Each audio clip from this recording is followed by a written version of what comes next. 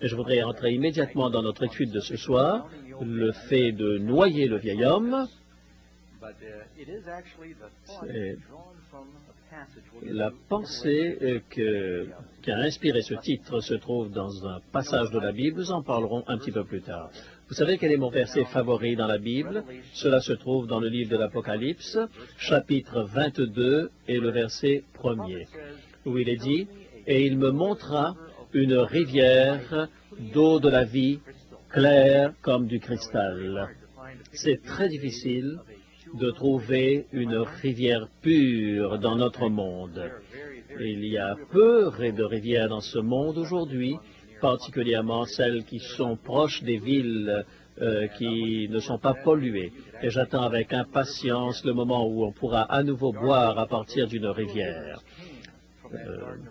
De Jardin de Dieu sortait un fleuve d'eau pure, et à nouveau lorsque le Seigneur reviendra. Alors j'ai quelques faits particuliers que je voudrais partager avec vous sur l'eau. 90% de notre corps est composé d'eau. Le liquide qui se trouve dans le sang, de 22% de vos os sont faits d'eau. On ne peut vivre plus de 5 jours en général, ça dépend de la chaleur extérieure. Un homme à Mexico a vécu 9 jours sans prendre de l'eau il n'y a pas très longtemps. 75% des Américains sont chroniquement déshydratés. C'est pas très intéressant cela? 37% des Américains, le mécanisme de la soif est si faible qu'ils le confondent avec la notion de faim. Nous avons beaucoup d'eau là dans les bouteilles derrière ici. Même une petite déshydratation va diminuer le métabolisme d'environ 3%. Et c'est cela qui est l'élément numéro 1 de la fatigue de la journée. En fait, c'est parce que les gens ont soif. La parole de Dieu nous dit « Ayez faim et soif de la justice ». Une étude de l'Université de Washington a révélé qu'un verre d'eau va empêcher cette faim qu'ont les gens bien souvent autour de minuit le soir. Des recherches montrent que 8 à 10 verres d'eau par jour peuvent diminuer la souffrance du dos et des jointures de 80%. 2% de chute de la quantité d'eau dans le corps peut apporter des confusions mentales, des troubles avec les mathématiques et des difficultés pour se concentrer sur l'ordinateur ou sur une page écrite. Boire 5 verres d'eau par jour décroît le risque du cancer du côlon de 45%. Et le cancer des seins de 79% et 50% également de moins des cancers de la vessie. Suffisamment d'eau peut éliminer.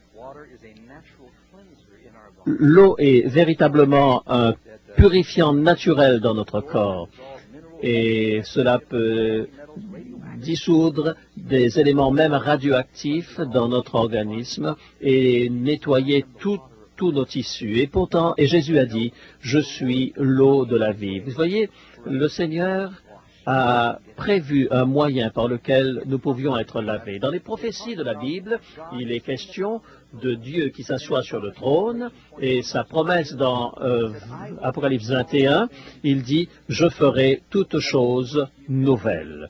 Avez-vous déjà espéré pouvoir revivre certains jours, enlever certains mots que vous avez prononcés ou des actes que vous avez portés, commencer à nouveau quelque chose, être né de nouveau? J'ai une bonne nouvelle pour vous. Le Seigneur a un plan pour que nous puissions expérimenter une nouvelle naissance. Cela s'appelle le baptême. Dans Apocalypse, chapitre 18, et le verset 4, il est question du peuple de Dieu qui est appelé hors de Babylone, de la Babylone spirituelle. Et vous savez, lorsque Dieu nous dit de sortir de quelque chose, il nous invite à entrer dans quelque chose d'autre. Et nous sommes en train de transitionner vers une nouvelle vie. Et vous allez voir que cela est en relation intime avec la prophétie. Alors vous dites, mais qu'est-ce que vous êtes en train de nous parler de baptême alors que nous sommes en train de parler de prophétie, tu essayes de nous baptiser? Mais dites-moi, à quoi cela servirait que je partage toute cette information avec vous sans que je vous invite un jour ou l'autre à vous aussi vous engager? Vous savez, le diable connaît la prophétie, ça ne va pas le sauver.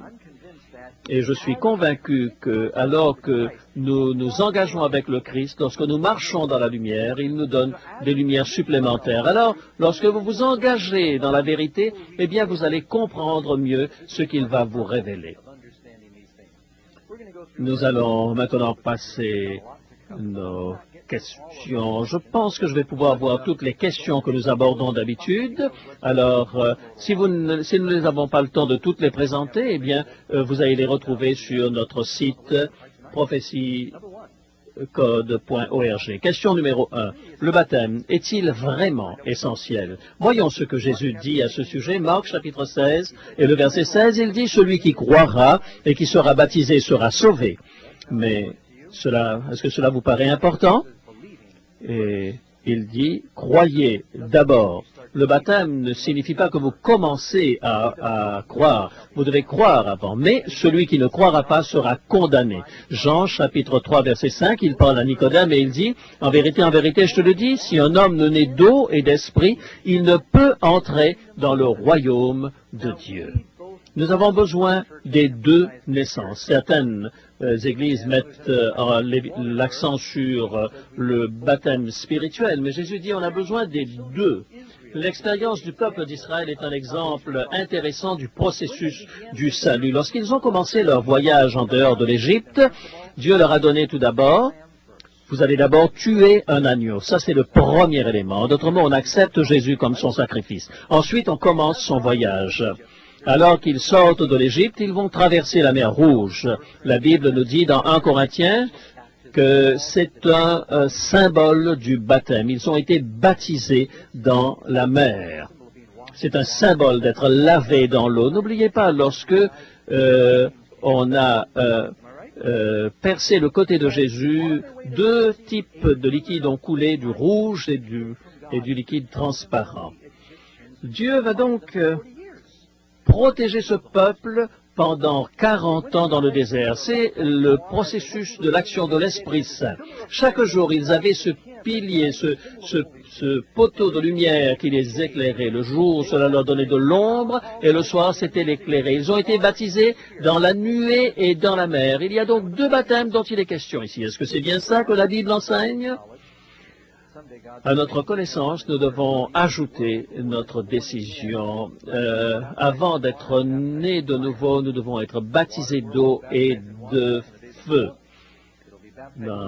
Celui qui a été baptisé de l'eau, comme Noé, eh bien, sera baptisé dans le feu à la fin de ce temps, et ensuite nous serons dans la nouvelle terre. Le baptême, est-ce quelque chose d'important? Dans Matthieu, chapitre 28, dans notre temps de communication importante, nous sommes en contact, soi-disant, les uns avec les autres, mais il y a 50 ans de cela, si vous abandonniez, si vous partiez de quelque part, eh bien, vous n'aviez plus la possibilité de communiquer vraiment avec les personnes. Eh bien, la parole de Dieu pour Jésus est celle-ci dans Matthieu, chapitre 28. Allez, faites de toutes les nations des disciples et enseignez-leur à observer tout ce que je vous ai prescrit. Est-ce que c'était quelque chose d'important? Mais bien sûr que c'est une chose importante d'enseigner. Deuxième chose. Pourtant, le larron sur la croix n'a pas été baptisé. Pourquoi le devrais-je, moi? Le larron sur la croix n'a pas été baptisé. Pourquoi est-ce que moi je devrais l'être? Luc, vous savez, raconte que Jésus a été crucifié entre deux brigands. À l'un des deux, Jésus a dit, « Je te le dis, aujourd'hui, tu seras avec moi dans le paradis. » Bien sûr, il n'est pas descendu de la croix pour être baptisé. Alors peut-être dites-vous que ce n'est pas important. En fait, s'il avait pu descendre de la croix, il aurait été baptisé. Dieu ne s'attend pas à ce que nous fassions quelque chose que nous ne soyons pas en mesure de faire. Et de plus, le Seigneur ne va jamais vous demander quelque chose sans vous donner la possibilité de le faire. Et un verset que j'aimerais partager avec vous, c'est Jacques, chapitre 4, verset 17. Celui donc qui sait faire ce qui est bien et qui ne le fait pas, commet un péché. Vous savez, je rencontre des gens de temps en temps à l'hôpital qui sont sur le lit de mort et qui auraient voulu accepter Jésus. Mon frère est mort de la fibrose kystique avec une difficulté respiratoire pénible. Et vous savez, c'est quelque chose de terrible. Vous savez, mon frère avait l'habitude de se moquer de ma religion, mais lorsqu'il était sur le point de mourir, eh bien, il a changé d'avis par rapport à cela. Mais à cause de sa maladie, il était absolument impossible pour lui d'être baptisé. J'espère que je le verrai dans le royaume. J'attends cela. Mais le baptême est important. Réfléchissez à cela. Pourquoi est-ce que Jésus a été baptisé? Parce qu'il avait des péchés? Il a été baptisé, bien sûr, pour vous et pour moi. Et il y a une chose importante également. Jésus n'est pas mort pour ses péchés. Il est mort pour que nous puissions, nous, être sauvés de nos péchés. Pour ceux qui ne pourront être baptisés, eh bien, le baptême de Jésus sera en quelque sorte le baptême qui leur permettra Prenons par exemple celui qui se trouve dans le couloir de la mort et qui attend son exécution et qui ne peut pas être baptisé. Ma question c'est, pourquoi est-ce que celui qui croit dans la Bible et qui suit Jésus ne désire pas être baptisé? C'est une question quand même intéressante. Numéro 3. Il existe différents baptêmes administrés de multiples manières. Est-ce qu'ils sont tous acceptables pourvu que la personne soit sincère et sérieuse dans son désir? Qu'est-ce que la Bible dit dans Éphésiens chapitre 4 verset 5? Dites-le avec moi, il y a un seul Seigneur, une seule foi et un seul baptême. Et il y a aussi, on peut s'y attendre, une seule manière de donner le baptême. En fait, le mot baptême, d'ailleurs, et le mot vient d'un mot grec, baptizo, qui signifie plonger, immerger, ensevelir totalement sous l'eau. Ainsi, lorsqu'une personne est baptisée d'une autre manière que par l'immersion, alors ce n'est pas vraiment un baptême. Vous voyez, par exemple, dans les temps anciens, lorsque l'on devait teindre un tissu, eh bien, le mot grec qui était employé, c'était baptiser le tissu, le plonger donc dans la teinture pour lui changer sa couleur. Voilà quelques exemples de différents types de baptêmes qui sont appliqués. Vous avez l'immersion triple, une fois pour le Père, une fois pour le Fils, une fois pour le Saint-Esprit. Certains baptisent avec des pétales de rose, d'autres avec de l'huile, d'autres mettent de l'eau, c'est ce qu'on appelle de l'affusion, on verse de l'eau. Pas d'eau également, ça c'est le système du dry cleaning, on a absence d'eau. Par le vin également, on baptise, par l'aspersion également. Et certains disent au contraire, c'est juste le baptême du Saint-Esprit, d'autres le font par le sel, par le Saint-Esprit uniquement. Vous savez, est-ce que ça fait une très grande différence de la manière dont vous êtes baptisé? Laissez-moi illustrer cela. Dieu a donné à l'Église deux services sacrés, la communion et le baptême. Nous savons que ce pain, pendant le service de communion, est un symbole du corps du Christ, n'est-ce pas? Et que ce jus de la vie est un symbole du sang de Jésus. Certains pasteurs disent, oh, c'est un symbole, ça n'a pas beaucoup d'importance, et j'apprends. Bien, ils disent à leurs jeunes, eh bien, écoutez, pourquoi est-ce qu'on ne va pas à McDonald's, on va prendre des hamburgers, et puis on va prier, et ça sera un service de communion. Est-ce que vous n'avez pas le sentiment qu'on est en train de perdre le sens du symbolisme et le sens que Jésus a voulu donner à la communion? Est-ce qu'un Big Mac peut représenter le corps du Christ?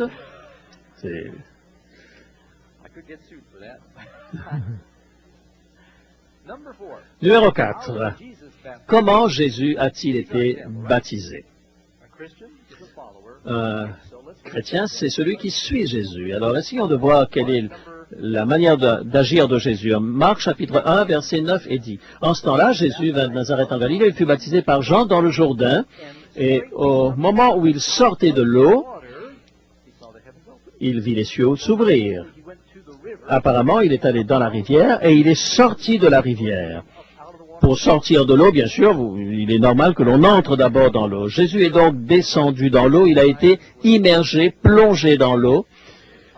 Et à nouveau, dans ces temps-là, Matthieu, chapitre 3, versets 1, 5 et 6, Jean-Baptiste prêchait dans le désert de Judée, et des gens de toute la Judée et des environs du Jourdain se rendaient auprès de lui et confessant leur péché, ils se faisaient baptiser par lui dans le fleuve du Jourdain.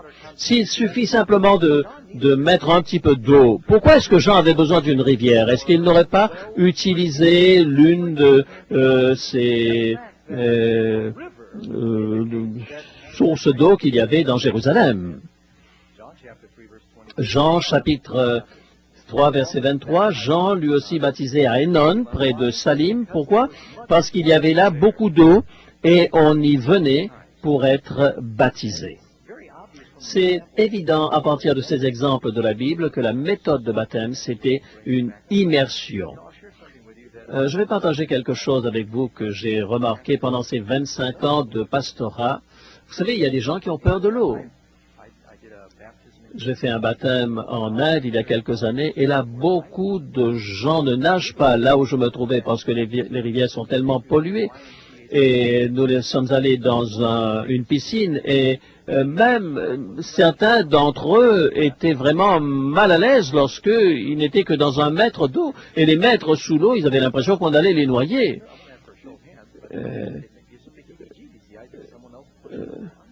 Il a fallu un certain moment qu'on ait une aide et quelqu'un d'autre qui pousse la personne sous l'eau pour pouvoir la baptiser.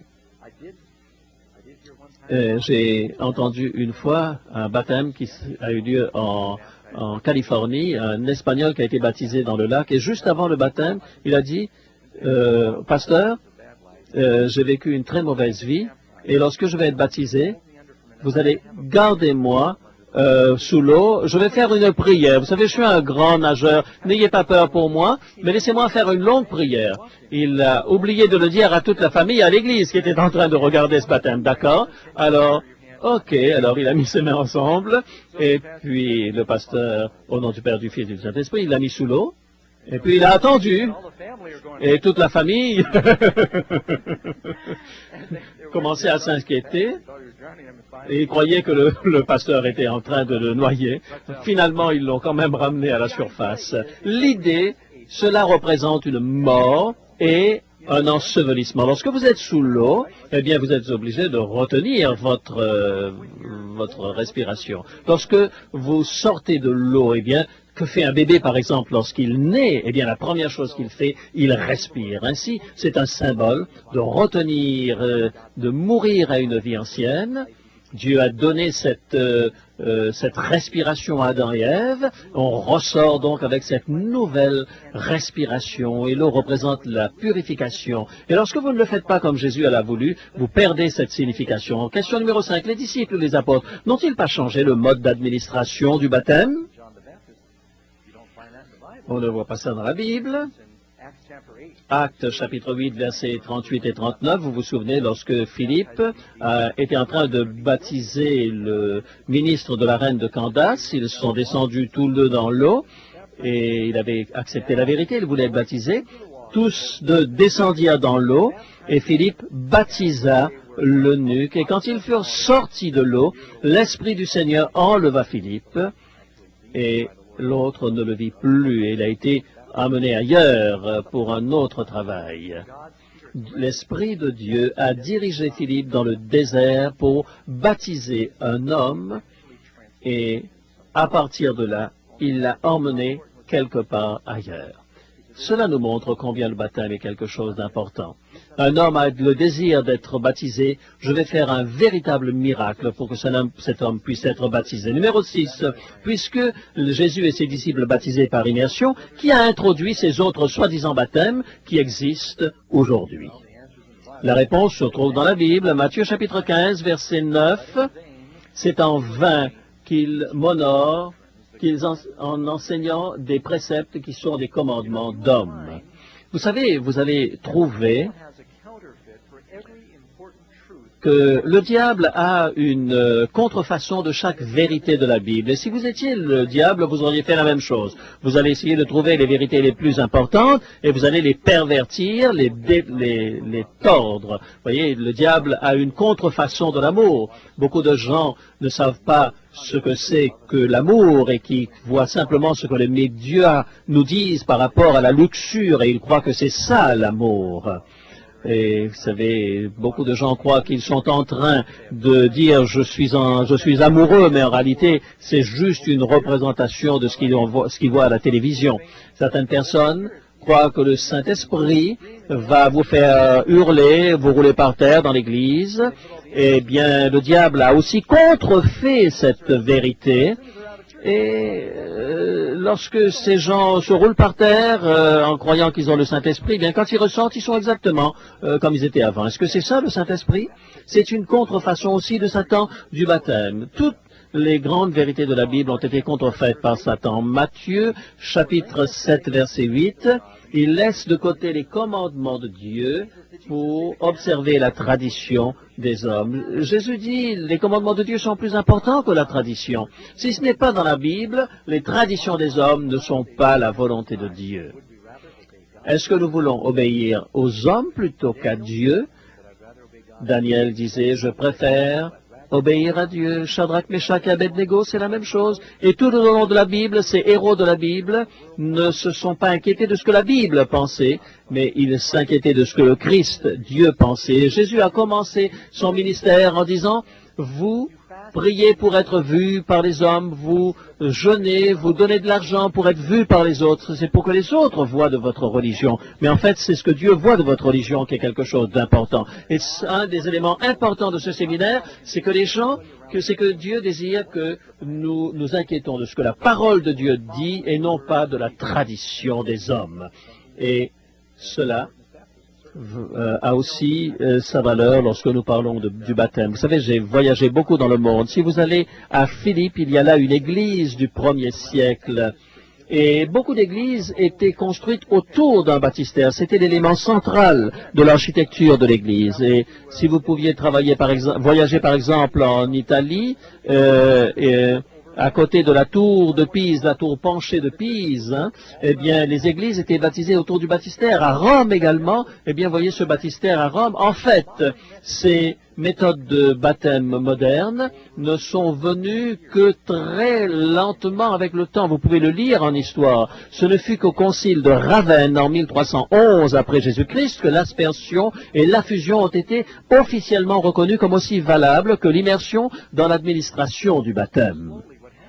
Et très lentement, ce qui s'est passé, eh bien, quelqu'un était malade et on disait, écoutez, nous avons besoin de nourrir, de baptiser cette personne, mais on ne peut pas le mettre dans l'eau parce qu'il est malade. Alors on a commencé à mettre un petit peu d'eau dessus. Ensuite, vous savez, les rois, alors vous savez, c'est difficile pour les rois. Alors nous allons simplement verser de l'eau sur leur tête. Vous savez, lorsque je fais des baptêmes dans mon église à Sacramento, je dis aux gens, deux raisons. Vous êtes le prêtre de la famille. Les femmes n'aiment pas être là avec des cheveux mouillés lorsque ils sont baptisés. Les femmes veulent partir tout de suite se faire sécher les cheveux. En fait, ce n'est pas forcément agréable, mais laissez-moi vous rappeler, c'est un symbole de la mort. Et je n'ai jamais remarqué que la mort était quelque chose de digne et d'agréable. Est-ce que vous avez vu certaines naissances également comme étant quelque chose qui soit beau? C'est ce qu'il représente qui est important. Alors, il peut y avoir un élément d'humilité dans le baptême, n'est-ce pas?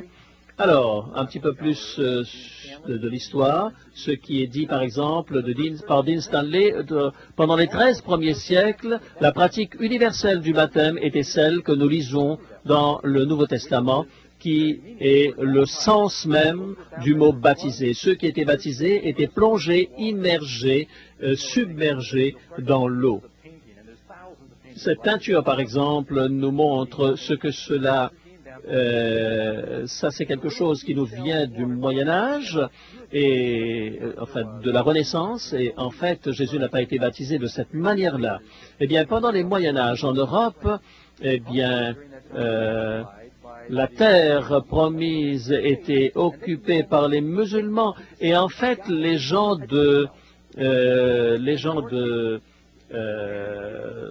du monde à ce moment-là, pendant le Moyen-Âge, ne savaient pas ce qu'était la Terre Sainte, puisque c'était occupé par les musulmans, et ils croyaient qu'il y avait des coquillages dans la mer de Galilée, et c'est pour cela qu'on utilisait même des coquillages pour baptiser les gens, d'où la forme du bénitier que l'on utilise pour baptiser. Ça y est. Tout ce sens d'être lavé, d'être uni, d'être dans une union avec Christ et aussi d'être ressuscité, tout cela se perdait. Question numéro 7. Que doit faire une personne qui désire se préparer pour le baptême? C'est une question importante. Il y a plusieurs choses que je voudrais vous dire. Premièrement, il faut comprendre l'enseignement de Jésus. Jésus dit, allez, faites de toutes les nations des disciples. Et c'est un enseignement, tout d'abord, qui doit nous préparer pour le baptême. Vous allez souvent m'entendre fréquemment parler du baptême comme étant un mariage, parce qu'il y a beaucoup de similitudes. C'est quelque chose qui se fait publiquement, qui représente un engagement qui est fondé sur l'amour, et c'est un engagement qui donne des privilèges. Après, lorsque deux personnes se découvrent et qu'ils sont heureux de se découvrir, et puis lorsqu'ils se marient, il y a des privilèges que vous avez après le mariage que vous n'avez pas avant. Vous savez, qu'est-ce qui s'est passé pour le ministère de Jésus après son baptême?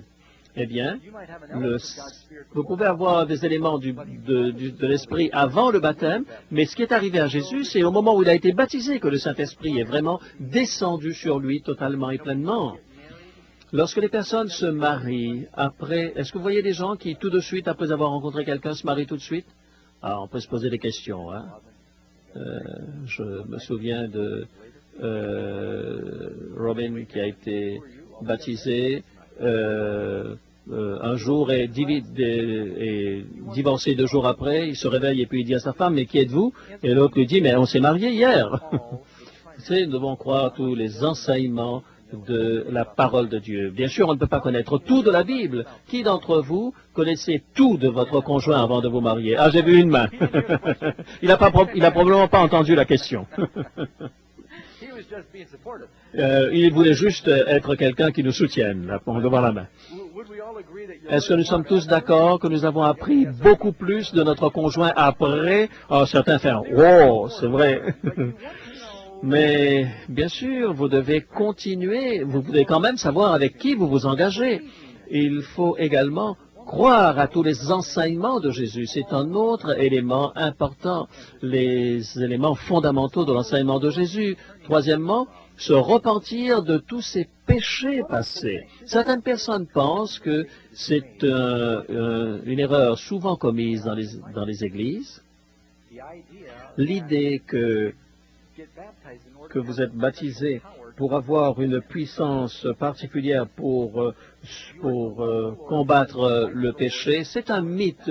Vous devez vous engager avec le Seigneur avant votre baptême. Jean-Baptiste disait, produisez d'abord des fruits dignes de la repentance. S'il faut d'abord qu'il y ait une tristesse par rapport au péché. Revenons à l'image du mariage. Mesdames, imaginez que vous êtes en train de sortir avec quelqu'un et que vous préparez pour se marier dans 1 semaine. Et imaginez que, dans 1 semaine on va se marier, alors je vais sortir avec une autre femme en attendant. Combien vont accepter de se marier dans ces conditions-là? Vous aimeriez savoir que toutes ces relations-là ont disparu avant que vous vous mariez avec cette personne. Ces changements apportés en Christ vous libèrent avant le baptême. Croire que le baptême, c'est de manière magique quelque chose qui nous libère de tout ce qui ne va pas, nous nous tournons contre le péché et nous acceptons Jésus, nous l'aimons et ensuite nous sommes baptisés. Et ce baptême ne nous fait pas tout d'un coup. C'est un petit peu comme un gars qui disait, tu sais, je crois qu'on va d'abord se marier, après je vais t'aimer. Vous savez, il y a des gens qui disent ça à Jésus. Vous savez, il y a des gens qui disent, oh, drogue, Doc, je me bats avec les drogues, baptise-moi, et puis ça va aller mieux. Vous avez des gens qui viennent à l'église de Dieu, et vous allez les visiter dans la prison. Ah, j'ai été baptisé, je suis membre de telle ou telle église. Et ils sont en train de fumer, de faire toutes sortes de choses. Et cela est supposé représenter une nouvelle vie libérée en Jésus-Christ. J'ai été baptisé 2 fois. Je vais vous en raconter un petit peu plus, un peu plus tard. Lorsque je vivais dans ma caverne, je lisais la Bible et j'ai accepté Jésus et je n'avais pas la possibilité d'être avec des amis, de fraternité. Il y a peu de gens qui peuvent dire pendant 5 jours par semaine sans voir une personne, pas de radio, pas de télévision, pas de journaux. Je vivais comme un ermite pendant ce temps-là et j'ai accepté Jésus. Et j'étais là dans ma caverne, et quelqu'un est arrivé, et c'était 2 membres d'une... je ne dirais pas de quelle église. C'était 2 gens très très gentils, et ils se sont assis, et ils ont dit, est-ce que vous êtes un chrétien? J'ai dit, formidable, la première fois, je vais pouvoir dire oui, parce que j'ai prié dans ma caverne, et j'ai accepté Jésus. Vous savez, vous acceptez Jésus comme vous êtes, vous n'avez pas besoin d'abandonner vos péchés pour venir à Jésus tel que vous êtes. Je n'avais pas étudié beaucoup. Est-ce que vous avez été baptisé? Ont-ils dit, non, j'ai lu certaines choses sur le baptême, mais il faut être baptisé, ont-ils répondu. Et ils m'ont donné une étude biblique extrêmement rapide sur le baptême, et je me suis senti tellement obligé d'être baptisé, et en dehors de ma cave, il y avait une sorte de piscine naturelle d'eau pure. Et sur la montagne, il y avait de la neige encore. C'était le printemps, c'était très froid encore. Et alors ils ont dit, on va être baptisés. Alors j'ai enlevé mes vêtements. Et je peux vous dire que je me suis senti renaître après être rentré dans cette eau extrêmement glacée. Mais j'étais tellement excité à l'idée d'avoir été baptisé, formidable, extraordinaire. Je suis allé en ville. Et je voulais célébrer mon baptême en m'achetant une bonne bière. Et je l'ai célébré un petit peu trop avec mon copain, et avant que le soleil se couche, je me suis retrouvé en prison. Et j'étais en train de témoigner dans la prison absolument sincère, mais vous croyez vraiment que c'était un baptême sérieux, mon histoire, là? Un peu plus tard, j'ai découvert une église où le pasteur comprenait mieux la Bible, et ce pasteur, je lui ai dit, j'ai besoin d'être rebaptisé. Je n'ai pas compris les choses la première fois, et il a dit, Doug, il y a quelque chose dont tu dois faire attention. Il faut que tu arrêtes de fumer. Mais le Seigneur sait que je l'aime et je comprends la Bible maintenant. Il dit, oui, je suis d'accord que cela, mais tu sais, le baptême représente une nouvelle naissance en Jésus-Christ, et Jésus ne veut pas que ses bébés soient en train de fumer. Ça m'a paru être logique. Et vous voyez, il y a des gens qui sont en train de fumer dans leur voiture et qui disent « Béni soit le Seigneur, je viens d'être baptisé ». Vous avez déjà vu ces images-là. Mais le Seigneur peut vous donner la délivrance par rapport à cela. Mais l'abandonner avant sera plus facile qu'après. Et par la grâce de Dieu, 2 semaines après, j'ai été baptisé et c'était terminé. J'ai gagné la victoire sur mon problème de cigarette. Venez à Jésus tel que vous êtes, ensuite vous vous repentez et vous laissez le Seigneur agir en vous. Croire de tout son cœur. Souvenez-vous lorsque Philippe a baptisé ce ministre et il lui dira si tu crois de tout ton cœur. Donc il ne s'agit pas simplement de connaître la vérité, mais aussi de croire de tout son cœur. Et moi, je suis très passionné lorsque quelqu'un me dit j'ai envie d'être baptisé et il y a des gens qui viennent me voir et puis qui me disent je vais être baptisé, mais je ne vois aucun enthousiasme chez eux. Et quand je pose des questions, ils me disent vous savez, ma femme, la fille avec qui je vis là, elle voudrait que je sois baptisé pour qu'on se marie, alors je voudrais être marié. Est-ce que vous pensez je vais être baptisé? Est-ce que vous croyez qu'on doit baptiser une personne de cette manière-là? Vous devez vraiment vous marier avec le Seigneur que si vraiment vous l'aimez. Sinon, vous allez l'épouser pour d'autres motifs qui ne sont pas bons. Acceptez de vous détourner de votre vie de péché.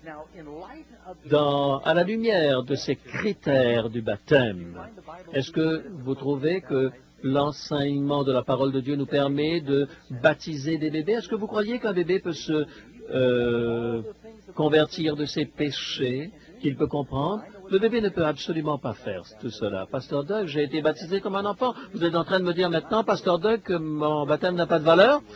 Pas tout à fait. Béni soit le Seigneur pour le chemin que vous avez fait jusqu'à maintenant. Mais lorsque Jésus était un bébé, ses parents l'ont emmené au temple et l'ont mis à part. C'était une dédicace. Jésus lui-même, il avait 8 jours. Vous croyez que le jour où ils l'ont emmené au temple, à l'âge de 8 jours, il a compris quelque chose? Il a été baptisé à l'âge de 30 ans. Il y a une différence entre les deux. Beaucoup d'entre vous ont pu être baptisés en tant qu'enfants, mais n'appelez pas en fait baptême. C'est une sorte de consécration, de mise à part. Mais si vous n'avez pas été baptisé de manière biblique, eh bien, je dois vous dire, mon père était baptiste, ma mère était juive, les deux étaient agnostiques. Je suis né dans un hôpital catholique et j'ai appris qu'on baptisait les enfants juifs pour être sûr qu'ils soient sauvés. Peut-être que j'ai été baptisé sans le savoir, j'avais 8 jours à cette époque. Eh bien, est-ce que vous oubliez la date de votre anniversaire? De la même manière, est-ce que vous devriez pouvoir dire, ben voilà, c'est le jour où j'ai pris mon engagement avec Jésus-Christ. Ainsi, c'est une décision que vous devriez prendre. Le baptême des enfants n'est pas quelque chose. Galates, chapitre 1, verset 18. Même si un ange du ciel descendait pour annoncer un autre message, eh bien, ne le croyez pas, qu'il soit anathème. Galates, chapitre 1, verset 8.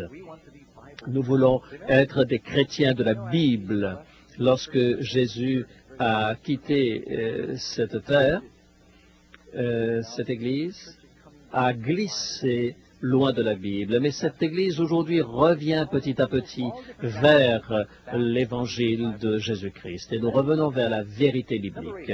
Numéro 8. Quelle est la signification, le symbole du baptême? La réponse? Colossiens, chapitre 2, verset 12. Nous avons été ensevelis avec lui par le baptême et ainsi nous sommes ressuscités avec lui par la foi en la puissance de Dieu qu'il a ressuscité des morts. Il est question ici d'un ensevelissement et d'une résurrection. On croit que l'on garde le dimanche pour se souvenir de la résurrection. En l'honneur de la résurrection, que dit la Bible que nous devons faire? Eh bien, nous devons être baptisés. Ça, c'est le mémorial de la résurrection. À nouveau, dans Romains chapitre 6, versets 4 et suivants, nous avons donc été ensevelis avec lui par le baptême, en sa mort, afin que comme Christ est ressuscité des morts par la gloire du Père, de même nous aussi nous marchions en nouveauté de vie. C'est une nouvelle vie, un nouveau ministère que Dieu a préparé pour vous, et cela continue. En effet, si nous sommes devenus une même plante avec lui par la conformité à sa mort, nous le serons aussi par la conformité à sa résurrection, sachant que notre vieil homme a été crucifié avec lui. Voilà pourquoi nous parlions dans notre titre de noyer le vieil homme. Et la Bible dit qu'il y a une guerre entre le charnel et le spirituel.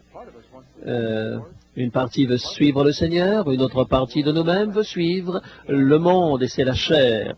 Et nous devons choisir le baptême. Le baptême, c'est le choix de crucifier, de noyer le vieil homme, de manière à ce que nous soyons des chrétiens nouveau-nés en Jésus-Christ. Paul dit, je meurs jour après jour, je suis crucifié avec Christ et je renouvelle cette expérience jour après jour avec Jésus-Christ. Ainsi, le baptême représente un ensevelissement, une naissance nouvelle également.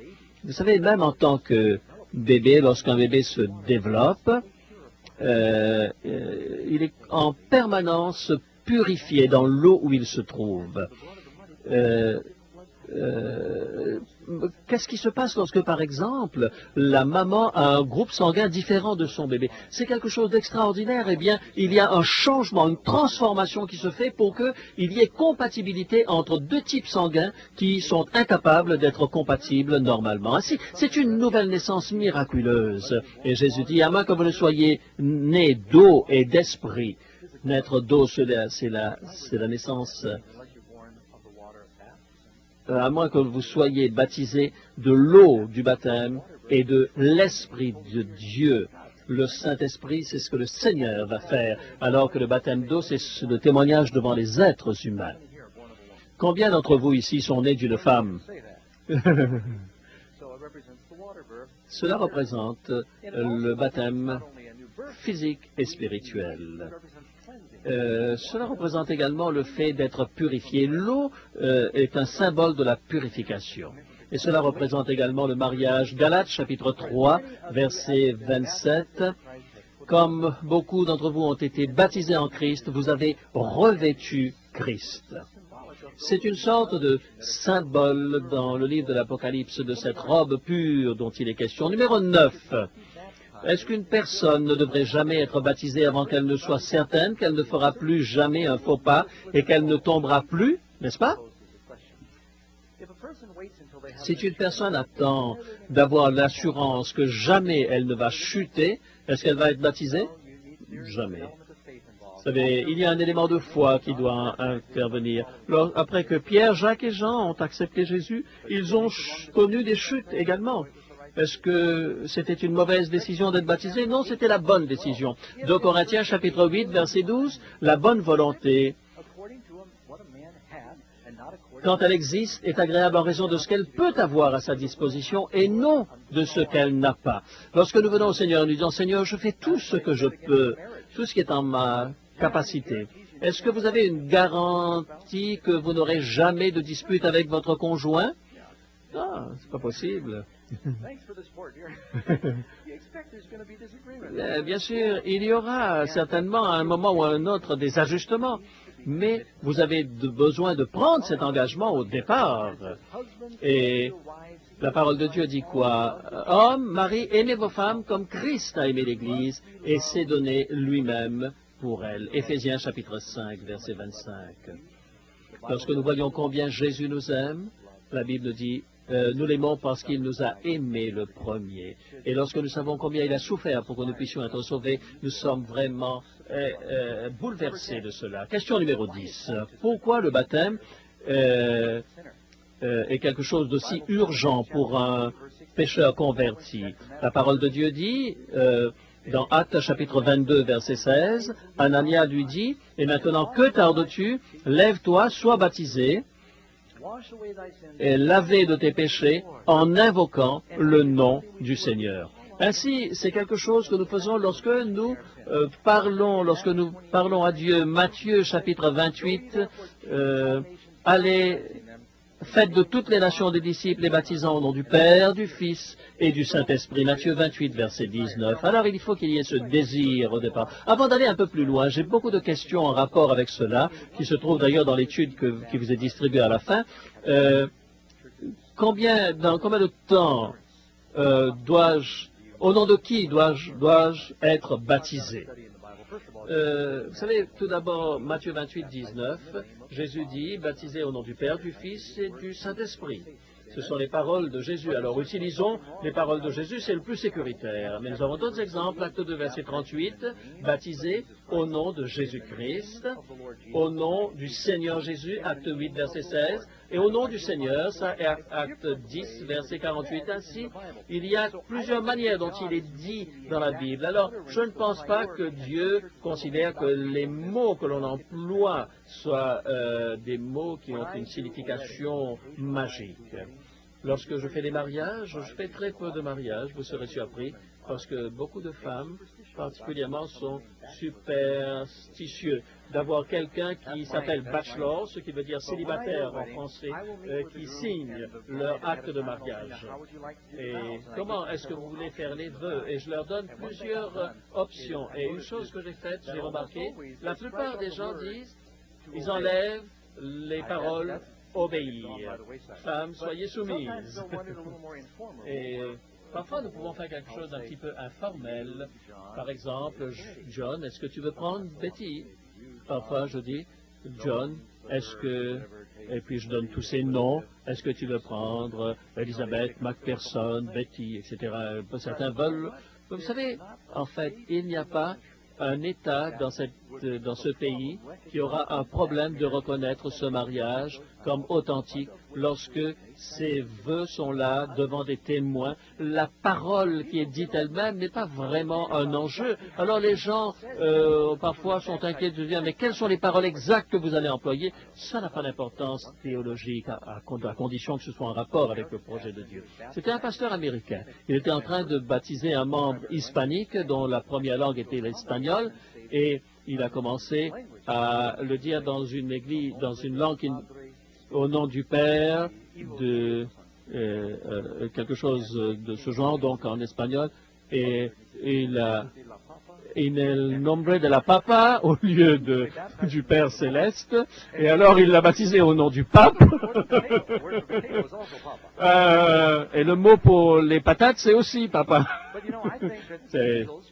Mais je pense que les anges ont probablement ri comme vous riez maintenant. Est-ce que Dieu ne savait pas à qui est-ce qu'il s'engageait? Vous savez, parfois nous laissons gagner par ces petits détails.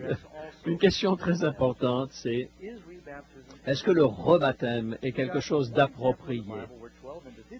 Dans la Bible, par exemple dans Actes chapitre 19, eh bien, on voit que Paul a rencontré des croyants à Éphésiens qui avaient été baptisés par Jean-Baptiste et ils ont été baptisés par immersion comme Jésus l'a été. Et ensuite, ils sont partis à Éphèse avant que Christ commence son ministère et ils n'ont pas su ce qu'ils étaient passés avec Jésus. Et Paul les rencontre et leur dit, mais comment est-ce que vous avez été baptisés? Leur a-t-il demandé. Avez-vous reçu le Saint-Esprit? Ils ont dit, on n'a même pas entendu dire qu'il y avait un Saint-Esprit. Et il leur a dit, alors, mais au nom de qui avez-vous été baptisés? Ils disent, c'est le baptême de Jean. Et alors Paul leur dit, Jean a baptisé du baptême de repentance, disant que le peuple doit croire en celui qui venait après lui, c'est-à-dire en Jésus-Christ. Sur ces paroles, ils furent baptisés au nom du Seigneur Jésus. Ils ont été rebaptisés. Et la Bible dit, ils ont été remplis du Saint-Esprit. Ils n'ont pas été baptisés. Trois raisons.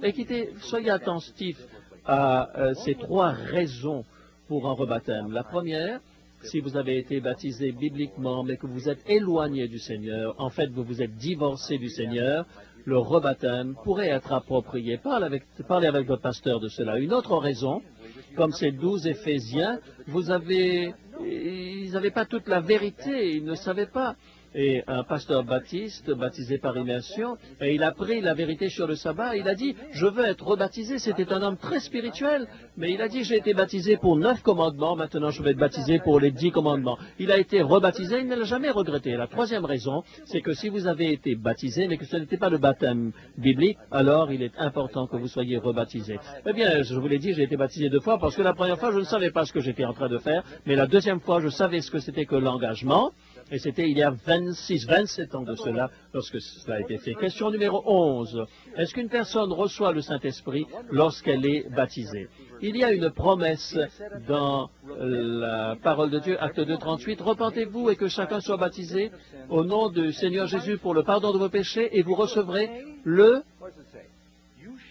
vous recevrez le don du Saint-Esprit. Vous savez, je crois que beaucoup de personnes reçoivent le baptême. Comment est-ce que vous pouvez savoir que vous êtes pardonné lorsque vous êtes baptisé? Parce que la parole de Dieu vous a promis. Et de la même manière, lorsqu'il est dit, je vous donnerai le Saint-Esprit, vous pouvez faire confiance à Dieu pour cela. L'ordre dans lequel le Saint-Esprit va être déversé sur la personne varie. Au moment du baptême de Jésus, c'est pendant son baptême que cela est arrivé. Parfois, ça arrive après. Les apôtres ont été baptisés par Jean-Baptiste, mais le Saint-Esprit est descendu sur eux 3 ans et demi après, au moment de la Pentecôte. Si vous lisez Actes chapitre 10, l'histoire de Corneille, ce centurier romain, eh bien, ils ont été baptisés au nom du Saint-Esprit, et c'est après qu'ils ont été baptisés du baptême d'eau. Ils ont d'abord reçu le Saint-Esprit, et ça a été le témoignage qui a permis à Pierre de les baptiser. Vous voyez donc, ça peut se passer à différents moments. Mais en général, les deux choses vont ensemble. Pourquoi? Parce que c'est impossible pour vous de vivre la vie chrétienne sans avoir le Saint-Esprit. Lorsque Christ a été baptisé et qu'il a commencé son ministère, le baptême n'est pas simplement pour vous, le baptême est le moyen par lequel Dieu vous enrôle dans son armée. Il a un travail pour vous à faire, il y a une fonction pour vous, et le baptême va représenter cet engagement. Question numéro 12. Quel est le sentiment de Dieu par rapport au baptême d'une personne convertie? Quelle est l'attitude de Dieu? La réponse, Marc chapitre 1, versets 9 à 11. Et il arriva que Jésus vint de Nazareth, de Galilée, et il fut baptisé par Jean dans le Jourdain. Et une voix venant du ciel dit ces paroles, « Tu es mon fils bien-aimé, en qui j'ai mis toute mon affection. » J'aimerais que vous preniez votre Bible maintenant et que vous considérez cela. Matthieu, et je voudrais lire dans Matthieu chapitre 3 et le verset 16. Christ n'a pas été baptisé pour ses péchés. Nous sommes tous d'accord avec cela. Il a été baptisé en faveur de ceux qui ne pourront être baptisés. Et lorsque Jésus a été baptisé, il est sorti de l'eau, et voilà, les cieux se sont ouverts. Lorsque vous êtes baptisé, les cieux s'ouvrent pour vous. Et il y a un nouvel accès vers le ciel. Et il continue en disant, les cieux s'ouvrirent, et ils virent, vous allez voir plus clairement lorsque vous êtes baptisé, l'Esprit du Seigneur, l'Esprit de Dieu descend sur vous, viendra dans votre vie, en venant sous la forme d'une colombe. Qu'est-ce que cela signifie? Qu'est-ce que la colombe représente? Le Saint-Esprit, quoi d'autre? La paix. Le Seigneur va apporter la paix dans votre vie. Et si vous savez ce que vous faites ce que Dieu désire, si vous savez ce que Dieu désire de vous, eh bien cela vous apporte la paix, absolument. L'Esprit Saint descendit sur lui, et une voix disant, celui-ci est mon fils bien-aimé, une voix qui parle de la part de Dieu, tu es mon fils bien-aimé, tu fais partie de ma famille. Jésus disait à ces gens de son époque, vous êtes les enfants du diable et vous êtes adoptés. Tu es mon fils bien-aimé en qui j'ai mis toute mon affection. Le Père était heureux avec Jésus au moment de son baptême. N'est-ce pas quelque chose d'extraordinaire lorsque Jésus est baptisé? Rejeter la vérité. Qu'est-ce qui se passe dans Luc chapitre 7, verset 16, lorsqu'ils ont rejeté les conseils et n'étant pas baptisés par lui. Luc 7, verset 30, c'est un péché de rejeter cette réalité. Question numéro 13. Ceux qui aiment Est-ce qu'une personne peut connaître le vrai baptême sans pour autant devenir un membre de l'Église de Dieu? Les gens disent, je veux être baptisé, me disent souvent des gens, mais je ne veux pas aller dans une église. Je veux être baptisé en Jésus, point. Et encore une fois, je pose la question, est-ce que vous seriez suspicieux si un monsieur vous disait, je t'aime, mais nous allons nous marier, mais est-ce que tu crois que c'est vraiment nécessaire qu'on vive ensemble? Est-ce que vous considérez ça normal? Lorsque vous baptisez un bébé, est-ce que votre bébé a besoin d'une famille? Mais le bébé a besoin de sa famille. C'est vrai qu'il y a des églises qui ont des gens un peu bizarres, mais vous savez pourquoi est-ce que Dieu vous met dans cette situation? Parce que vous devez apprendre à aimer. Et pour apprendre à aimer, eh bien, c'est lorsque vous êtes en train, en permanence, d'être en contact avec des gens. Vous avez besoin d'une famille. Vous êtes comme un petit agneau. Si un petit agneau ne fait pas partie d'un troupeau, est-ce qu'il n'y a pas de danger que les loups viennent le prendre? Eh bien, c'est dangereux de penser de pouvoir être baptisé sans faire partie d'une église. Actes chapitre 2, verset 41, ceux qui acceptèrent sa parole furent baptisés, et en ce jour-là, le nombre des disciples s'augmenta d'environ 3000 âmes qui ont été ajoutées à l'église lorsqu'ils ont été baptisés. La Bible dit dans Actes 2, verset 47, « Louant Dieu et trouvant grâce auprès de tout le peuple, et le Seigneur ajoutait chaque jour à l'Église ceux qui étaient sauvés. » Et pourquoi est-ce qu'il faisait partie de l'Église? Parce que l'Église, c'est le corps du Christ. Ceux qui disent « je veux être en Christ et ne pas faire partie de l'Église », cette théologie est une théologie très mélangée. Vous ne pouvez être baptisé dans le corps du Christ sans faire partie du corps du Christ. Ce serait comme si je disais en vous regardant « ah, un nez !» Vous savez, si je regarde simplement votre nez, je dis, ben, tiens, un nez. Mais si je montre par terre et je dis, regardez, un nez par terre, là, à ce moment, on devient vraiment nerveux. Pourquoi? On est supposé d'être un corps composé normalement. Les différentes parties du corps ne sont pas détachées les unes des autres. Ça n'a pas de sens. Est-ce qu'un doigt tout seul sur la route peut vivre tout seul? Non, il doit faire partie d'un corps. Colossiens, chapitre 3, chapitre 1, 3, verset 15, il est le corps du Christ. Il est la tête du corps. Nous avons tous été baptisés en un seul corps. Jésus a dit, détruisez ce temple et je le reconstruis en 3 jours. Question numéro 14. 4 choses que le baptême ne fait pas. Tout d'abord, le baptême ne change pas le cœur d'un homme. C'est de l'eau, H2O, et ça n'a rien de plus.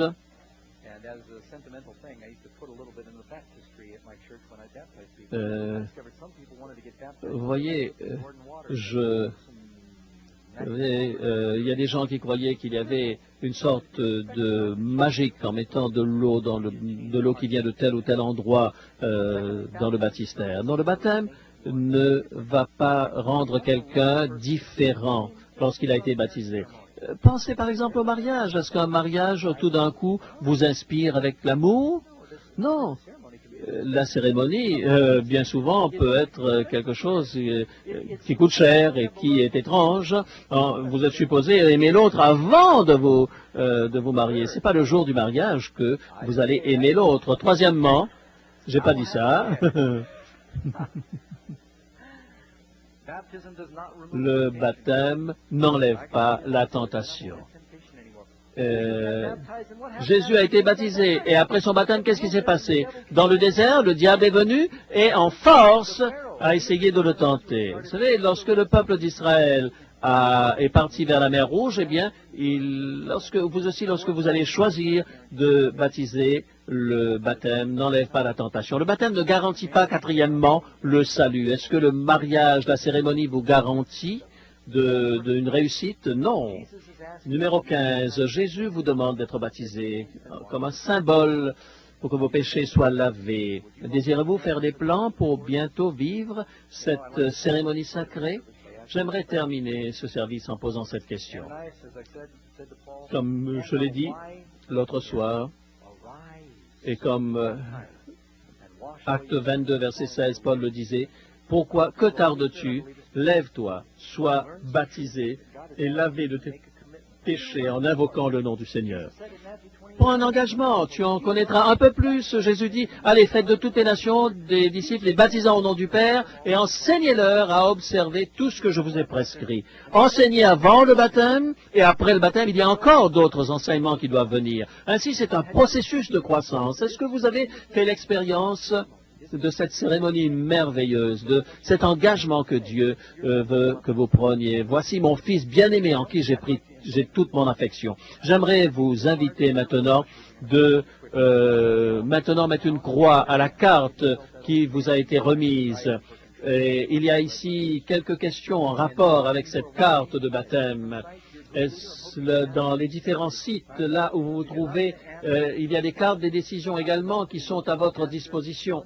Eh bien, n'hésitez pas à remplir ces cartes. Je ne serai pas un évangéliste si je ne vous donnais pas la possibilité de pouvoir répondre à cette vérité. Inscrivez votre nom dessus, ensevelir le vieil homme, dit cette carte. Mettez votre adresse, votre téléphone. Il y a 4 questions simples. Question numéro 1. Comprenant que je suis pécheur, je me détourne de mes péchés et j'accepte Jésus comme mon sauveur personnel. Si c'est votre décision, marquez cela. N'hésitez pas à le marquer. C'est important de renforcer votre décision. Deuxièmement, j'aime Jésus et je veux le suivre son exemple dans le baptême par immersion. Si vous avez le désir de mettre une croix là, faites-le. Personne ne va vous attraper et vous jeter dans l'eau de force. Nous voulons simplement prier pour vous et si l'on peut faciliter votre démarche spirituelle, nous sommes heureux de le faire. Numéro 3, j'ai erré loin de Jésus, je veux lui reconsacrer ma vie et être baptisé. Question numéro 4, je considère la question du baptême et j'aimerais en parler avec quelqu'un. Alors que vous êtes en train de remplir cela, je vais prier avec vous et je voudrais demander à John également de venir pour chanter. Seigneur, je crois que les décisions pour l'éternité peuvent être prises maintenant et je prie pour que le Saint-Esprit parle à ces cœurs. Je sais que tu frappes à la porte des cœurs. Permets qu'ils puissent prendre la décision de suivre Jésus tout au long du chemin. Au nom de Jésus, nous te prions.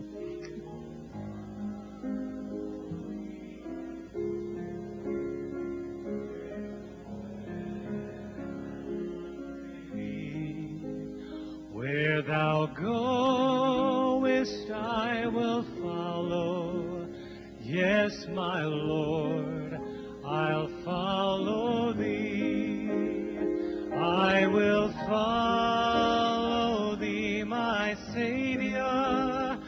Thou didst shed thy blood for me. And though all men should forsake me, by thy grace I'll follow thee. Is that your desire, friend, to follow Jesus? As you fill out your card. Alors que vous êtes en train de remplir cette carte, je voudrais vous inviter, vous qui êtes dans les différents sites, en Australie, en Afrique du Sud, dans le monde entier, en Europe, et ici, vous prenez des décisions. C'est absolument extraordinaire. Alors que vous remplissez cette carte, eh bien, remettez-le juste là aux hôtesses qui sont là dans la salle pour les récupérer. Et eh bien, le prochain sabbat, nous allons avoir une autre cérémonie de baptême. Et si vous voulez vous préparer pour cela, vous pouvez parler avec les responsables du groupe. Nous ne voulons forcer personne. Est-ce qu'un mariage forcé est quelque chose qui réussit? Non, c'est une décision que vous devez prendre parce que vous aimez Jésus. Est-ce que c'est votre désir, mes amis? Je crois que certaines personnes sont en train de lutter. Vous êtes peut-être sur le bord du Jourdain et vous n'avez jamais osé suivre Jésus, prendre cet engagement. Il vous invite aujourd'hui à répondre ce soir. Je ne connais personne qui a été malheureux d'avoir pris cette décision de marcher avec Jésus. Pourquoi ne voulez-vous pas entendre Jésus dire « C'est toi mon fils bien-aimé, ma fille bien-aimée, entendez sa voix qui vous parle. Pour recevoir cette paix et en sortant de l'eau, vos péchés sont enlevés, le vieil homme est noyé et vous êtes une nouvelle créature. » Voulez-vous cette expérience? John, continue avec ce chant et nous voulons chanter avec toi pour le cœur. Même si la route est difficile et pleine d'épines, et que la mer soit déchaînée.